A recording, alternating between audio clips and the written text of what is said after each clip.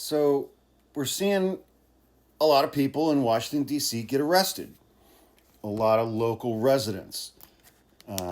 We saw, by DEA, FBI, other federal law enforcement groups, not by the National Guard. All of the National Guard troops, as far as I can tell, they're just standing around monuments and statues and federal buildings doing literally nothing. Like literally nothing. However, the various members of federal law enforcement are going into black and brown communities and they're arresting people. And the first night that they were doing that, the official White House Twitter page was just a parade of photos of young black men in handcuffs in the street. They hadn't been booked, they hadn't been arraigned, they hadn't been fingerprinted, they hadn't been charged. Federal law enforcement officers put handcuffs on them, took their photo of them handcuffed in the street, and sent those photos to the White House. And the White House put photos of young handcuffed black men on the White House's official Twitter page. Here's the difference.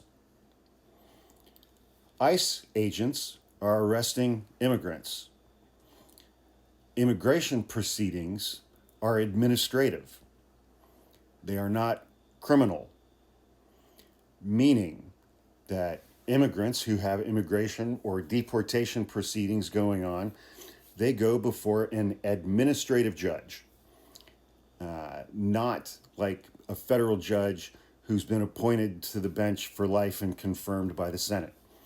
Administrative judges are just people who are hired, who have the experience or the qualifications to deal with immigration cases. They are not actual criminal court judges. Those are not actual criminal cases. What's the difference? If you're an American citizen and you get arrested and charged with a crime, you're now in the criminal justice system. And what's one of the things that you have a constitutional right to when you've been arrested and charged with a crime? You have a constitutional right to a jury trial.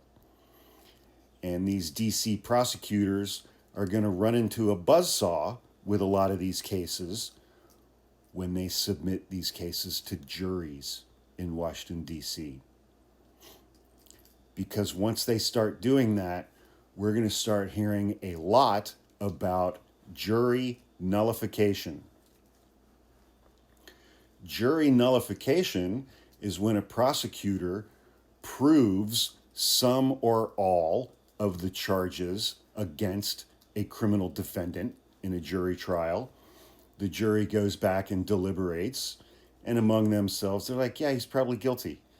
But we're going to find him not guilty anyway out of our own sense of justice and to correct the injustice of how this person was arrested and charged with a crime.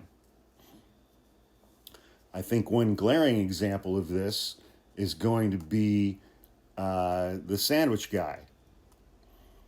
The guy in a pink pastel shirt and khaki shorts who threw a Subway sandwich at a fully tactical militarized police officer in Washington, D.C. A bunch of those other full tactical meal team Sixers took off chasing him. He got away. He contacted prosecutors afterward and said, I did it. I threw the sandwich, and offered to turn himself in. They said, no, we don't want you to turn yourself in. And they sent 20 officers to go to his home, kick in his door, and arrest him in full tactical gear.